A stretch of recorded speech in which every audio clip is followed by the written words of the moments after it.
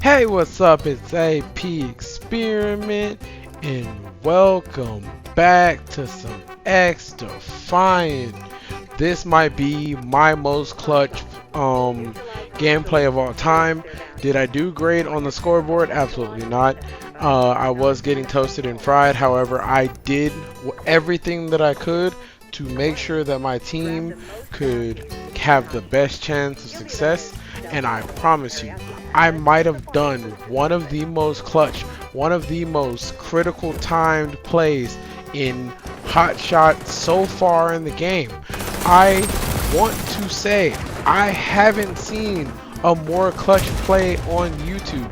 If you can find it, I want you to definitely send the suggestion to any of my social medias because I definitely want to see it. But this is definitely one of the most clutch games of all time, so I want y'all to stick around to the end. This is one of those. I've really been grinding this MP7.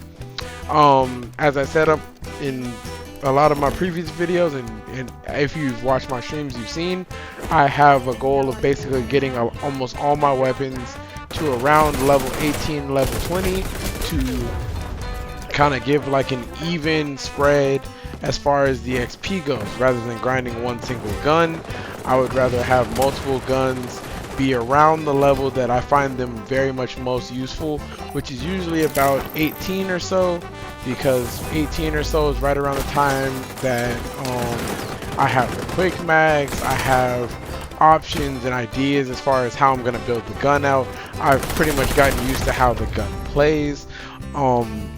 So, you know, 18 or so is normally when I pretty much stop.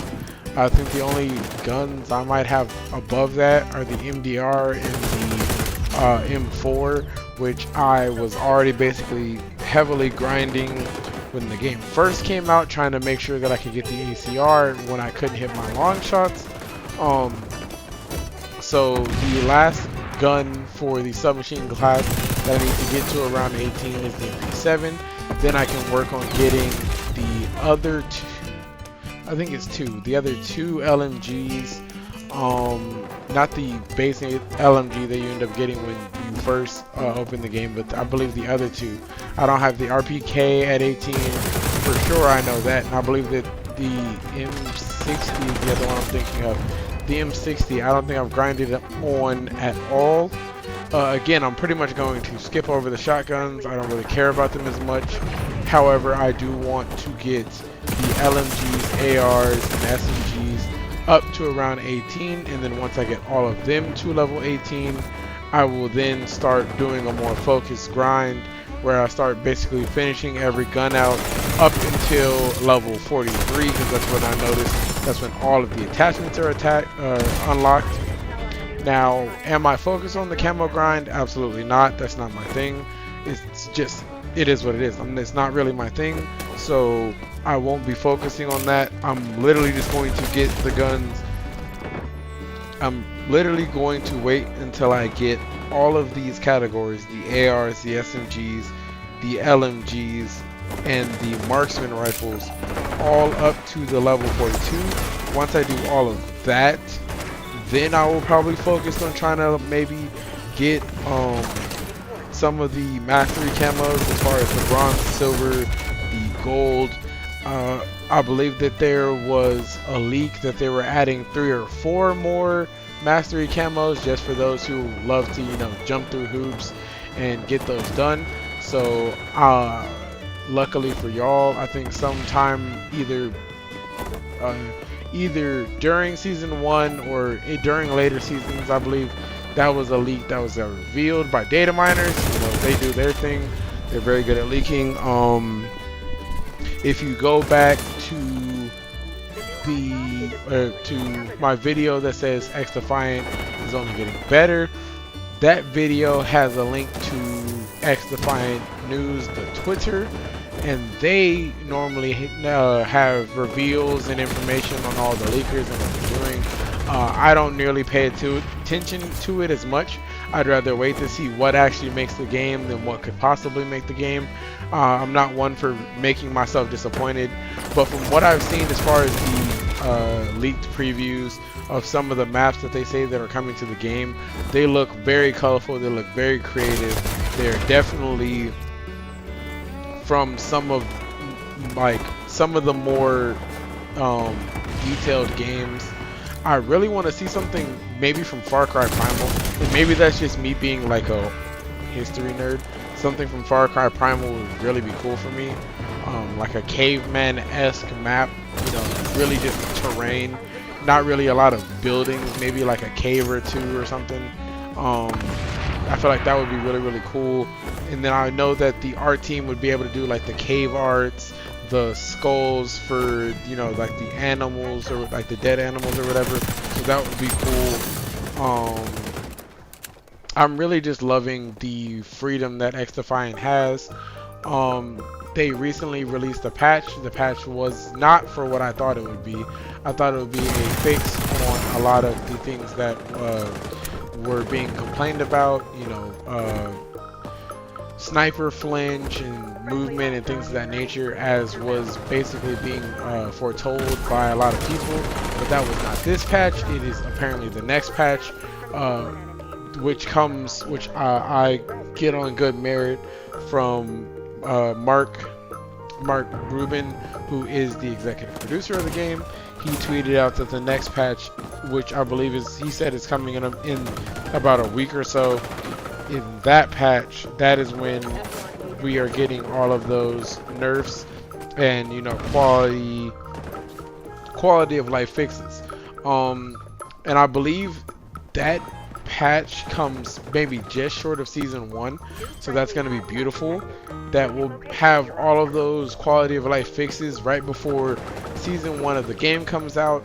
I've finished the battle pass, so, you know, I'm not really sweating as far as that goes. I've really just been enjoying the game at my own pace and just more or less relaxing on it, having a lot of solid moments. This MP7 is actually a very good gun, which is surprising to me, because normally with MP7s in other shooter games, I'm actually very bad, but in this game I actually seem to have a pretty fluid understanding of it. I don't know if I have a better understanding of the controls of this game, or if the controls of this game are better suited for me, but I seem to have a better grasp with more weapons in this game than I do in Call of Duty, in Rainbow Six Siege,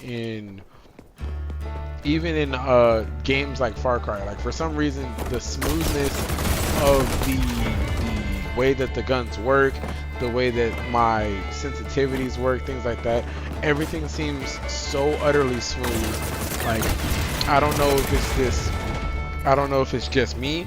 I don't know if it's just that I have found the right settings here and I'm not finding the right settings in other games, but definitely it was a moment. As you can see right here, we were down 20 at this point.